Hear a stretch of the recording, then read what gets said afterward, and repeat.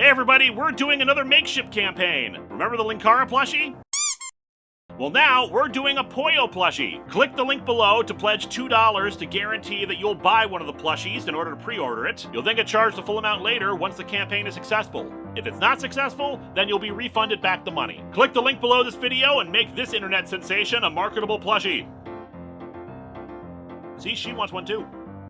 Hello and welcome to Atop the Fourth Wall, where bad comics burn. In 2009, I asked the question of why we love Mr. T. I shrugged and said, hell if I know, but the truth is, we all know. He was an icon, projecting strength and determination while also being warm and friendly. One minute he could give a man nightmares with one glare, the other he could teach you the true meaning of Christmas with a smile. He's cheesy and badass simultaneously, not afraid to humiliate himself for a laugh while also maintaining an aura of badass that few others could balance. He's not a perfect man, but if you wanted an example of non-toxic masculinity, you could do far worse than him. He's like a real-life superhero. So appropriately, we have enjoyed one comic book in particular starring him. Mr. T and the T-Force has been a part of this show almost from the start. The 13th episode of Atop the Fourth Wall looked at the first issue. Back when I was thinner, when I recorded audio separately from the video, and on mini DV tapes at that. And "It's a crack, baby, fool!" was one of the most insane things I'd ever read in a comic book. How times change. While we have never reclaimed the early day highs of Mr. T battling Incan cyborgs,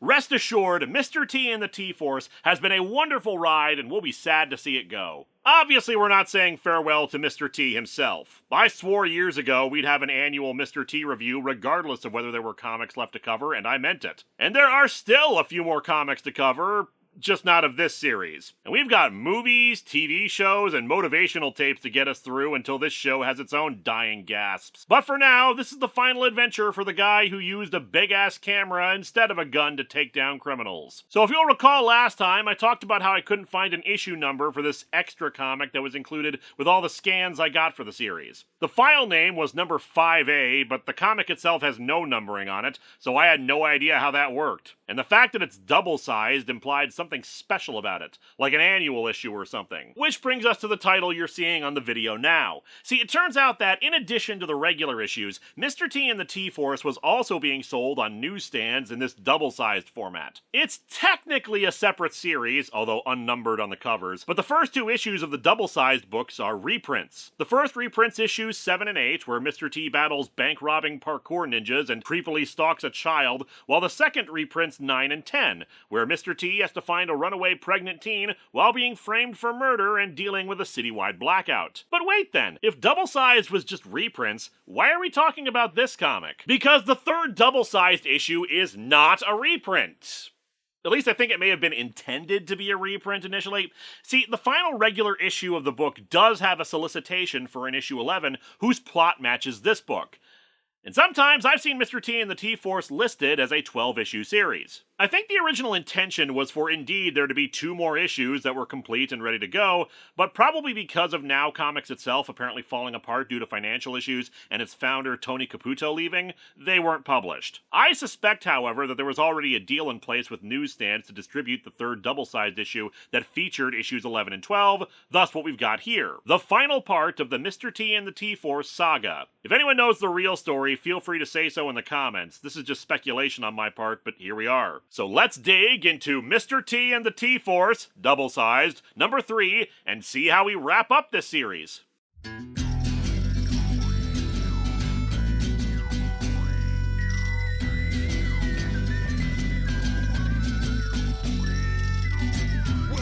to Atop the Fourth Wall, where bad comics burn. Linkara's gonna teach you all a lesson you won't learn. What's with these awkward subjects? What's all this art so rubbish? To anyone who's had a bad comic published, it could be your turn. Linkara, he is a man, punch, sporadically a grouch. Linkara, he has his own spaceship, but he's always on his couch. Linkara, ghosts, gods, a universe in flux. Linkara, this comic sucks. Linkara.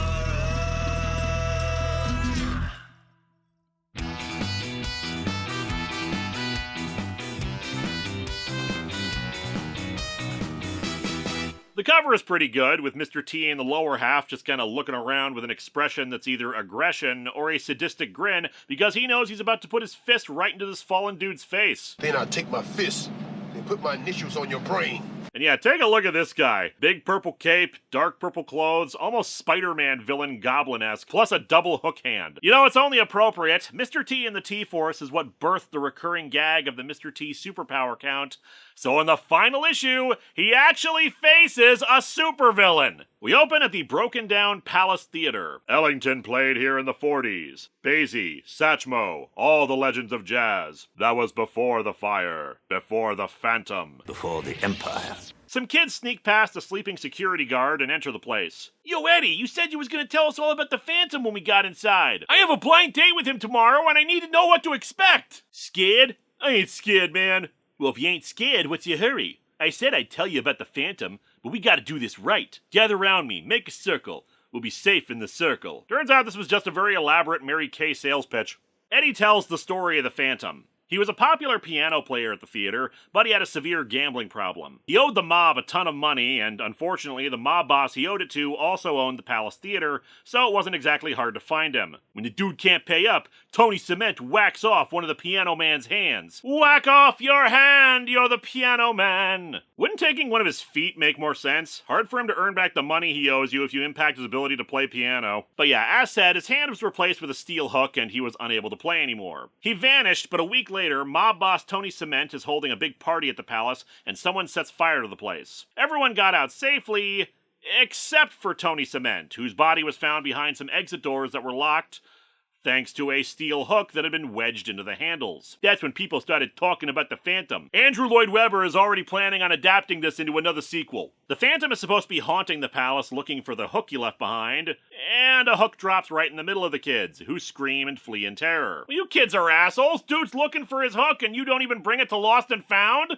And we see the Phantom above the issue title, laughing at how he scared off the kids. Ha ha ha ha! I tell ya, when you lose your music career, you've got to make your own fun. We got to the Grand Hotel, where Mr. T is meeting with an old friend of his named Booker. Kids look up to you. They see you on TV and in the movies, singing and dancing. Your twerking skills are something to behold. Booker is hosting the reopening of the Palace Theater, having started his career there, and hopes it'll help other kids in the South Side start their own. However, he's received a threat in the mail. The Phantom's hook, along with a note supposedly from the Phantom that says he'll die if the palace reopens. Dude's got an awful lot of spare hook hands he could just throw out. I heard all those stories about the Phantom of the Palace. Every kid in the hood has. I didn't believe in ghosts then, and I don't believe in them now. Now elves, on the other hand. Booker doesn't have to believe in the Phantom to know it's a threat, so he called Mr. T in as a bodyguard. However, the Phantom was actually stalking outside the window and soon enters as Mr. T says he'll accept the job if they donate his fee to the Restoration Committee. His hook hand is also apparently a laser, which he uses to fire at the two. Damn, if not for the fact that I know this is just artistic license to demonstrate Mr. T shoving Booker away, but I was so close to just calling this some kind of astral projection to add to the superpower count. Still, the Phantom flees after the failed attack, Mr. T in hot pursuit. The Phantom's hook can also shoot out blades, which Mr. T blocks with a serving tray. Wow, that device is pretty handy! Shut up, I'm funny. He continues through a restaurant. Food looks good. I'll be back as soon as I'm through eating this fool for breakfast. Mr. T, eating people is not part of a balanced breakfast. I expected a lot better lesson from you. The Phantom heads to the roof and shows off one more trick of his hook. A grappling hook that becomes a zip line. Not sure how he had time to set the rope up on that roof, but whatever. And Mr. T continues to zip line over to him. But the Phantom cuts the rope, causing Mr. T to swing back down into the restaurant. Sorry.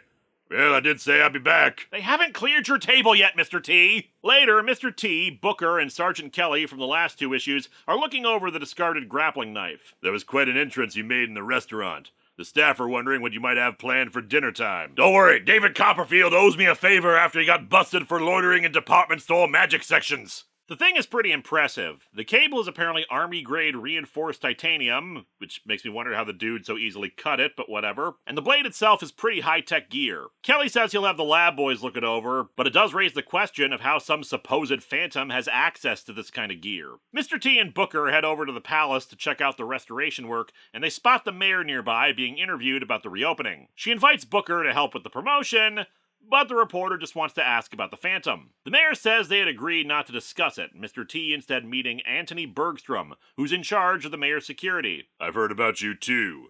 You do good work. For an amateur. You know, you got a lot of mouth, and I got a lot of fists for your mouth. He keeps his cool despite the attitude, and later the reporter, Laura Stevens, tries to talk to Mr. T. Seen you do a lot of stories on Mayor Graves. She makes headlines. She keeps mailing them to us and doesn't understand that we make our own. The mayor has a reputation for making enemies, especially when she was a district attorney focusing on corruption in the FBI, so she had to hire Bergstrom for security. However, that gets interrupted by Mr. T spotting a group of robbers attacking one of the dancers who was at the theater, the three hurling homophobic remarks at him for it. Naturally, Mr. T has no time for that crap and beats them all up. This boy has real talent, instead of talent for making trouble, like you suckers. So you let him be, or your next dance is with Mr. T. Admittedly, all I really know how to do is the funky chicken, but I'll teach it to you at expert level. The dancer, Danny Grace, thanks Mr. T for the rescue and asks what to do if assholes like that come around again. Naturally, Mr. T says he's always around and gives him a T-Force communicator, saying that if he spots those guys or anything suspicious, to give him a call. After he leaves, Laura and Mr. T say they may be able to help each other later. She's looking for a story, and he's looking for the Phantom. The next day, during dress rehearsal, Danny overhears the Phantom speaking to someone backstage. The Phantom saying that Booker can't be killed yet, but the person they're talking to says that it's going to be a shocking sight. Danny tries to confront them, but by the time he does so, they're gone. He reports this to Mr. T, who quickly interprets this to refer to the microphone, so grabs a script from the nearby stagehand and tosses it at the microphone, which lets out a massive electrical charge upon impact. Brother, that's one high-voltage performance you don't want to give. But how did you know? Oh, I didn't. I just think your singing's crap, Booker. Not compared to me, anyway. Mother, there is no other like mother, so treat her right. Danny explains that the conversation he overheard was weird. The person the Phantom was talking to sounded exactly like him. Not that he was talking to himself, but as if there were two of him. The Phantom appears above them in the scaffolding. I warn you, if the palace opens tomorrow night, then Death will take a front row seat. Admittedly, Death was gonna do that anyway. Bought the tickets like 4 months in advance, and they are not cheap. A flash causes the Phantom to vanish, but Mr. T is on the trail again, already getting up to the scaffolding. And I thought you really could fly. I can't yet either, but I'm working on it. It'll be in the superpower count soon enough. He manages to get some hits off on the Phantom, even pulling his hook off, but then a second Phantom appears behind him, trying to blast him with the laser hook, but then just cuts the ropes holding up the scaffolding and causing Mr. T to fall over the side. It's clear that this was meant to be the cliffhanger to issue 11, especially as the next page begins with a recap of what's going on. Also, the red vest Mr. T was wearing has somehow vanished off of him. Great continuity! Fortunately for our hero, he doesn't have to demonstrate his super strength, instead using the hook to stab into the curtains and ride them down to safety. But not too safely, as the second Phantom cuts the remaining ropes and causes the scaffolding bridge to fall down completely onto the stage. Mr. T saves Danny from it, and we get another title page for the true final issue. The Mask Behind the Man. The mask accidentally came off and fell into the back of his shirt. Mr. T hurls a chunk of debris at the guy, knocking him to the ground. He then rips off the mask to reveal... I have no idea who this is. Yeah, Mr. T has no idea who the hell this blonde guy with long hair is, shoving his trademark camera into his face and demanding to know who he is and who he works for. However, the other Phantom drops a sandbag down, causing Mr. T to let the Phantom go, and he runs off into an alley. Mr. T chases, of course, showing off some very agile acrobatic ability. Yeah, I'm adding it. However, he's not fast enough to catch the Phantom, who runs into traffic and gets hit by a car. Later, Mr. T hands the tape he took of the guy to Laura, saying that she might be able to find out if his face has ever been seen in print or TV before. They don't know who he is, since he doesn't have any ID on him. Kelly tells Mr. T to stop by his office tomorrow, and we cut to that evening in Booker's hotel room. And although the suspect was pronounced dead on arrival at St. Mary's Hospital this evening, authorities have not been able to establish the man's identity. We now go live to the police chief's press conference on this matter. We think we're dealing with a supernatural being, most likely a mummy. Mr. T says to Booker that he doesn't think that the Phantoms were even after him specifically. Booker thinks it was just a deranged fan, but Mr. T turns that logic around. What's the one thing that these kind of weirdos want? They just want to be noticed. Or, in my experience, they want to yell at you about Star Wars. And Mr. T says that they still don't know who this guy is, and someone wanting to be noticed would have their name out there easy to find. He suspects that this guy's name is classified, and contacts Brady, the owner of the gym from several issues back, to request some backup. The next day, Sergeant Kelly confirms Mr. T's theory. The equipment the Phantom used was federal issue, and all the details of the dead Phantom have been considered classified and hush-hush by the FBI, who says that this is a matter of national security. Given this is all about a nightclub in the ghetto, the only reason national security would be involved is if the target is Mayor Graves, given her history. Mr. T tries to advise Bergstrom about this, but he doesn't believe that there's a second Phantom and ignores him. If he's not actually on the payroll for the Phantom, then he's garbage at his job, because what head of security is not concerned with wanting more security? More helpful is Laura, who has identified the Phantoms. Byron and Norman Hawks, twin brothers who acted as mercenaries for the CIA, and were indicted for war crimes in Vietnam. This pretty much clinches it, especially as Laura points out that Mayor Graves headed a grand jury investigation into a bunch of crooked FBI agents. Now they want her to pay, but they're gonna have to see Mr. T to collect. That's why my other name is Inspector Collect. Inspector Collect, open the door. Yeah, the evidence against Bergstrom increases when, on the way to opening night, he tells the mayor that with the Phantom dead, she doesn't need to be swarmed by bodyguards. Mr. T has Brady watching out for Booker while he and Kelly talk about him having undercover cops and that they've swept the place for explosives. Booker, on stage, greets all the attendees and says they should give a round of applause to the mayor. And the lights go out. One of the undercover cops falls off a scaffolding and something blows up. Mr. T quickly making his way to the mayor by jumping to her box, I think. And it's definitely not at ground level, so... Brady, cover Mayor Graves. Don't let her out of your sight. You got it. Sergeant Kelly's covering Booker. I feel like that should be the other way around, especially when Brady was already guarding Booker. But what do I know? I'm not the one inexplicably ripping my shirt off right now. Mr. T calls out to Hawks for them to end this and climbs up the scaffolding. He finds another unconscious cop, and Bergstrom aiming a gun at him. Only an amateur would let himself be taken from behind. If it wasn't for your meddling, I'd be home by now listening to the news of the mayor's untimely death. I'm such a professional that I'm going to arrogantly proclaim how much better I am than you and alert you to my presence rather than just shoot you while I have the element of surprise. Mr. T wants to know who's paying him, and he just says people that he can never touch. That does not include him, though, as Mr. T kicks him right in the larynx, I think? Proceeding higher up, Mr. T reaches Hawks, but he's holding Danny prisoner. It's because of you my brother is dead. I've learned to accept death, and so will you. I've learned to accept death, which is why I'm angry at you for my brother's death. You know, between this and Bergstrom, I'm starting to understand how Graves was able to indict the corrupt agents. The Phantom drops Danny to try to attack Mr. T, who tackles him. He manages to grab Mr. T and starts strangling him. I hope you've enjoyed my performance. Sure, Hawks, but there ain't gonna be an encore. This is my talking fist. His name is Knockout.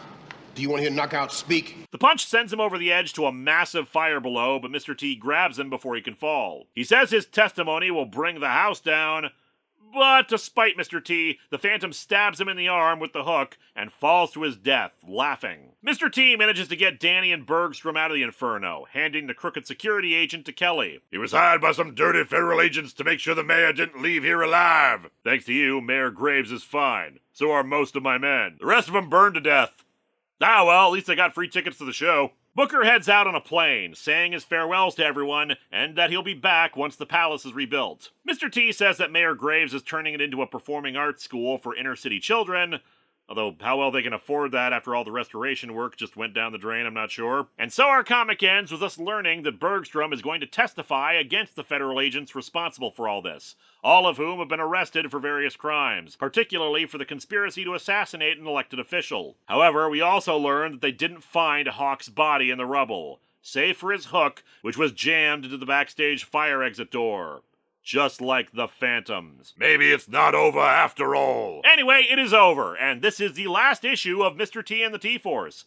And as an ending, pretty dang good. While the previous issue felt like a bit of a wrap-up given the continuity they brought up, this was definitely an excellent coda for the book. It featured a lot of exciting fight scenes, a lot of good one-liners from Mr. T, and the Phantom as a supervillain, whether as a mercenary assassin or as an actual ghost, even if the story never really entertained that possibility, was pretty good. The hook gadgets were impressively dangerous, and the outfit really works. You can make this guy an actual supervillain in DC or Marvel, and he'd fit in just fine. It's not anything groundbreaking, but it's just a fun superhero story regardless of whether you want to call Mr. T a superhero or not. If I have to give any real critique of it, it's that the art between the two halves changes, a different penciler for the final issue, and it's definitely a bit more of an exaggerated 90s image style than the previous one. So there's a bit of visual dissonance when you're reading this all at once. Mind you, that artwork is not so bad as to be distracting, like a lot of that style can be, but it's definitely noticeable with the poses of both Mr. T and the Phantom, especially with even more emphasis on the musculature of Mr. T's arms. But at least backgrounds are actually drawn, and not every character is the same bulk as him. For a finale to the series, it's not the most amazing out there, but it's solid, and I couldn't ask for more.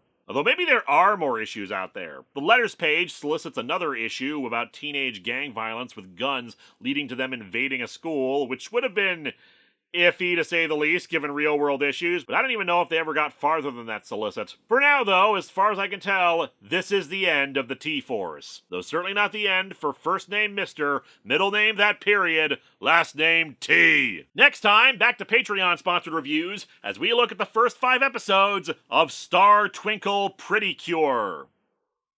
Don't you love how this show bounces around from every possible subject to cover?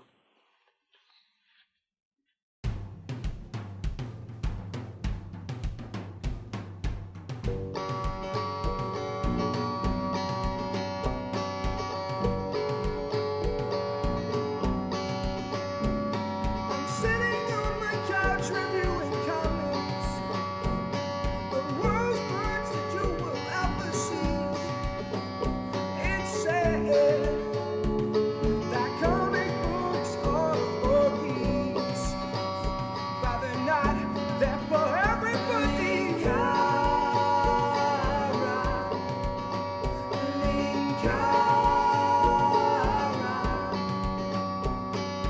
If you doubt that I am a man, I am a man.